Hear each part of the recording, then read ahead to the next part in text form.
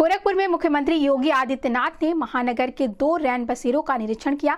मुख्यमंत्री ने ट्रांसपोर्ट नगर स्थित रैन बसेरों का जायजा लिया और वहां ठहरे लोगों से बातचीत कर उपलब्ध सुविधाओं की जानकारी ली। इस दौरान उन्होंने स्वयं जरूरतमंदों को कंबल और भोजन वितरित किया।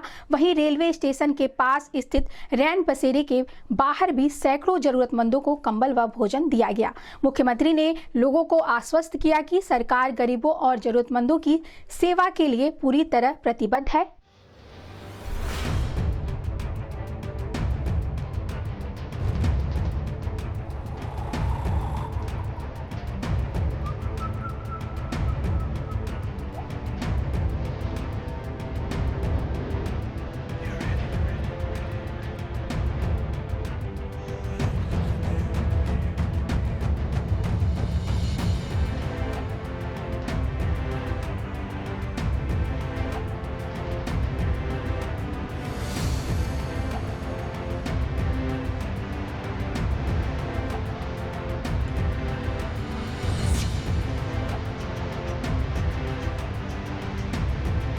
इस संबंध में गोरखपुर न्यूज से बात करते हुए मुख्यमंत्री योगी आदित्यनाथ ने कहा, सिटी के अंदर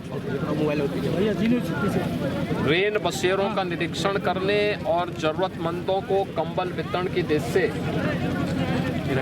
आज मुझे यहाँ पे 2 रेन बसेरों का निरीक्षण करने ट्रांसपोर्ट नगर में और धर्मशाला बाजार में देखने का अवसर प्राप्त हुआ है। यहाँ पे कंबल वितरण का भी इस कार्यक्रम के साथ जोड़ने का अवसर प्राप्त हुआ है। वर्तमान में भीषण शीतलहरी उत्तर भारत में पड़ रही है। भीषण शीतलहरी में जरूरतमंदों को ऊनी वस्त्र मिल सके, रहने का ठिकाना मिल सके और भीषण शीतलहरी की चपेट में आकर के किसी भी गरीब को, किसी भी कमजोर को, किसी भी बुजुर्ग को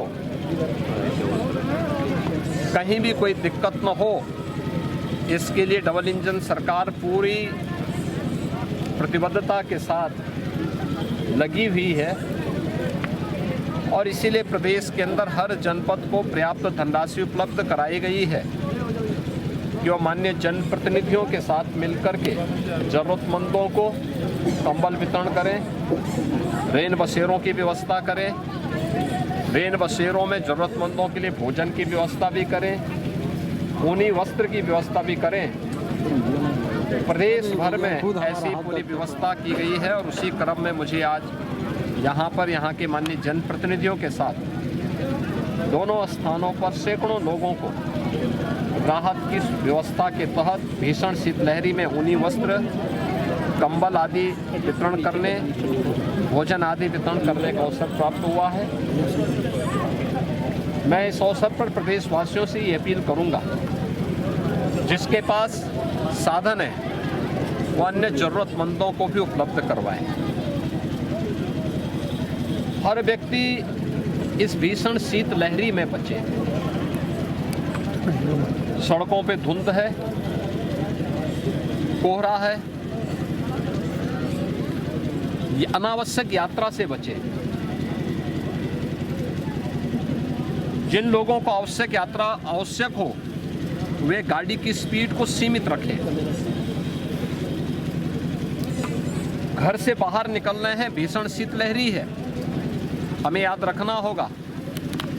हम पौधों को भी देखते हैं, अगर पाला से बचाना होता है तो पहले उसको सिंचाई कर देते हैं।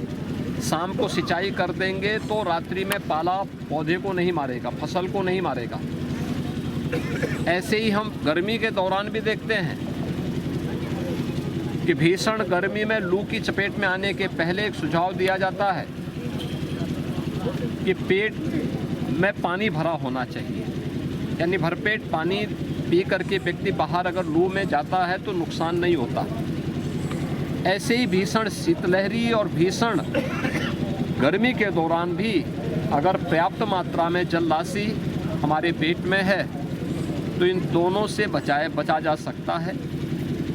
हम कोल्ड वेव से भी और गर्मियों में लू से भी बचने में मदद मिलेगी। सभी लोगों को इसका सावधानी का ध्यान रखना होगा। सार्वजनिक स्थानों पर जो अलाव जलाए जा रहे हैं उसको सार्वजनिक रूप से जो लोग चलते हैं उन लोगों के लिए रहने देना चाहिए, उसको अनावश्यक रूप से उठाना नहीं चाहिए। बहुत सारे लोग हो क्या रहे हैं कि अलाव जलाया जा रहा है उसको उठा करके लेके चले जाते हैं। आप एक ज़रूरतमंद के लिए व्यवस्था होती है वह देखेगा, नहीं तो कम से कम अगर कोई